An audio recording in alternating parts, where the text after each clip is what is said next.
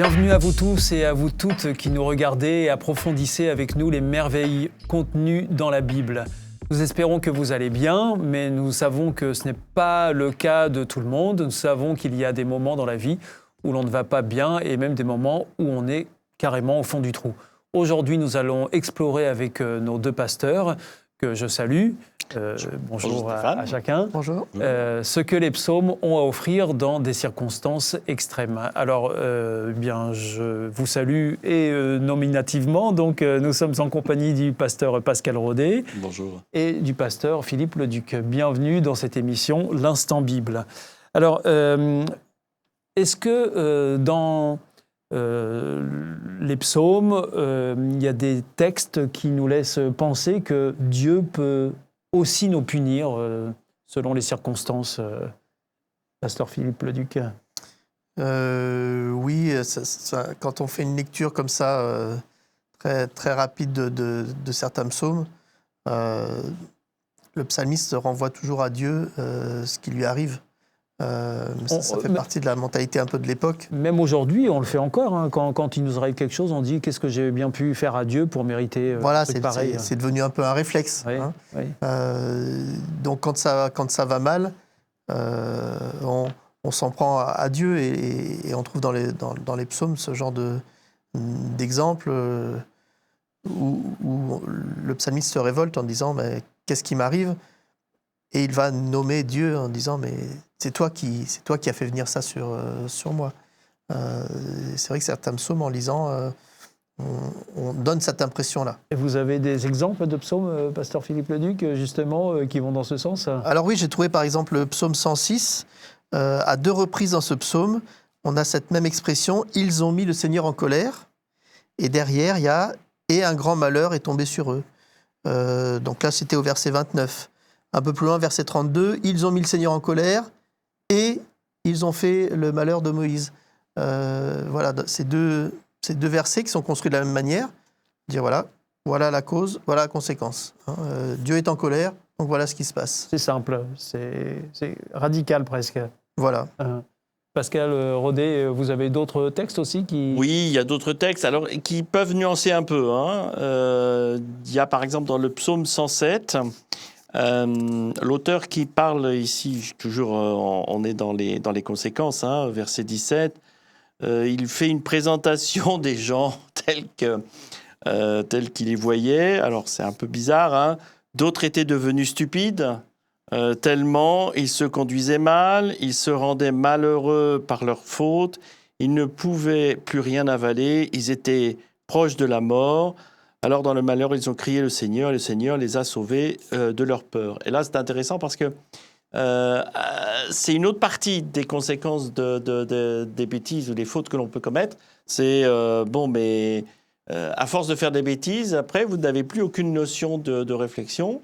Et là, il y a peut-être quelque chose qu'il faut replacer, c'est que nous sommes aussi tributaires de nos décisions et les conséquences sont nos choix et pas la volonté de Dieu ou pas de nous punir, c'est autre chose. Et là, dans ce verset, c'est un peu l'auteur qui le dit. Ce sont les conséquences de nos actes finalement. Ce sont des conséquences de nos actes. Mais pourtant, ce que vous disiez, le passage que vous avez cité juste avant, pasteur Philippe Leduc, était pourtant assez parlant. Est-ce que ça voudrait dire qu'il existerait un système de punition proportionnel à la gravité de la faute commise? Alors c'est la réaction de certains hommes, et notamment de ceux qui ont écrit, Oui. Et certains ont cette idée-là de grande erreur, donc forcément grande Longue punition, et lourde peine. Voilà. Moi, j'ai plutôt tendance à dire qu'il n'y a pas de grands ou de petits péchés. Par contre, certaines fautes, certaines erreurs peuvent avoir des conséquences plus ou moins importantes. Et en fait, ce qu'on voit, c'est les conséquences-là. Mais à chaque fois qu'il y a une erreur de fait, c'est sûr qu'il va y avoir des choses. Et puis, il y a aussi dans la vie des choses qui ne dépendent pas de nous et que nous subissons quand même. Il ne faut pas toujours vouloir trouver une explication à ce qui se passe. Parfois, il n'y en a pas. Et parfois, ce n'est pas de notre fait non plus. Donc ça veut dire que parfois, quand il nous arrive une tuile, je ne sais pas moi, un accident ou grave ou léger, est-ce qu'il faut y voir forcément Dieu qui nous a punis ou est-ce que ça peut être tout simplement... Ça peut être l'erreur de quelqu'un d'autre qui, par répercussion, a des effets sur moi-même. Un conducteur qui a mal maîtrisé son véhicule et Dieu n'a rien à voir là-dedans. Je subis une grosse faute de l'autre, faute d'inattention, une grave erreur qui a des conséquences. Et de la même manière, il y a parfois des choses que je fais et qui vont rejaillir sur les autres, qui n'ont rien demandé, et puis qui se trouvent à subir cela. Et ça, je crois que c'est aussi un rappel important de se dire, on vit dans un monde de péché. C'est pas les bisounours, c'est chacun doit faire attention, etc. Oui, chacun doit faire attention, mais nous sommes dans un monde où le péché est présent, où les erreurs sont faites, des bêtises et de simples accidents qui ne sont pas du domaine ni de Dieu, ni de certaines personnes, qui sont du domaine d'autres personnes, qui ne sont pas forcément croyants non plus, donc il n'y a aucun lien avec Dieu. C'est la difficulté qu'il y a de vivre dans une société, dans un monde, dans un pays où il faut faire avec l'ensemble des personnes auxquelles nous vivons. Alors donc l'humain n'est ni quelqu'un de parfait, ni infaillible, et donc évidemment il peut arriver toutes sortes de choses au quotidien, sans forcément y mettre Dieu, c'est ce que vous voulez dire. Exactement. Il y a la notion il y a la notion de malveillance. Il y a quelqu'un qui peut être malveillant, qui veut faire du mal. Oui. Ça, on n'est pas à l'abri. Je pense qu'en ce moment, quand on commence à parler d'attentats, oui, je passe sur une rue, il y a quelqu'un qui a décidé de mettre une bombe. Voilà, c'est arrivé et pourtant, c'est pas moi qui ai péché dans ce domaine-là. Pourtant, c'est fait aussi au nom de Dieu parfois. Et parfois, c'est vrai, en effet, c'est dit au nom de Dieu. Et puis, il y a des accidents qui sont du domaine d'accidents de la vie, qui font que, sur la route, une voiture percute une autre voiture, et pour X raisons, ça s'est passé. Il n'y a pas de cause à effet à chaque fois. C'est amusant parce qu'on a posé la même question que vous nous posez là, oui. On l'a posée à Jésus. Par rapport à cette tour de Siloé qui s'est écroulée, et les gens... Une tour qui s'est écroulée sur des gens, c'est ça ? Et le réflexe des gens à dire sûrement que ces gens-là avaient dû faire de grands péchés et que Dieu les a punis ainsi. D'accord. Et Jésus lui-même, et là c'est pas simplement deux pasteurs qui répondent, c'est Jésus lui-même qui va dire non, il n'y a pas de cause, et ils n'y sont pour rien. Ces gens-là, ce ne sont pas ni leurs parents qui n'avait rien à voir avec une punition. Donc il ne faut pas toujours... pas vouloir interpréter trop vite les choses. C'est ça. Et c'est vrai que la lecture de certains psaumes peut parfois penser qu'ils avaient une idée très, très un peu simpliste des choses. C'était ce qu'ils croyaient à l'époque. Maintenant, il faut qu'on fasse l'exercice de lire ces textes-là et de faire un peu la part des choses sur la manière dont on peut interpréter ce qui est là. Alors, depuis qu'on est petit, souvent, on reçoit une éducation où on nous fait comprendre que si on se comporte bien, eh bien on sera méritant, et inversement, si on se comporte mal, on méritera plutôt des coups de bâton. Donc c'est un peu le système de la carotte et du bâton. Vous pensez que Dieu peut utiliser aussi cette méthode-là avec l'humain pour le faire avancer et le garder dans le droit chemin? S'il se conduit bien, alors il sera récompensé. S'il se conduit mal, il l'attend en tournant et bim. C'est vrai qu'il y a parfois des textes dans la Bible qui a « si tu fais ci, tu auras ». Alors, c'est une notion qui est présente et auquel, dans la pensée générale, c'est inscrit en se disant on va utiliser la carotte et le bâton. Ce qui n'est pas une réalité profonde de Dieu. Dieu agit par amour. Le souci de Dieu, c'est que nous puissions vivre véritablement dans la paix, dans la sérénité, au travers de valeurs de vie, de relations, de partage avec les autres, qui sont le ciment de cet équilibre de vie. Et donc forcément, le fait d'être bienveillant avec quelqu'un, oui, ça va avoir des conséquences positives, aussi bien pour la personne que je vais aider, que pour moi parce que j'ai agi correctement. Mais ça ne va pas forcément devoir attendre à ce que je reçoive quelque chose de positif en retour. Je le fais par amour, je le fais gracieusement, quoi. Et ça, c'est une valeur importante dans la Bible.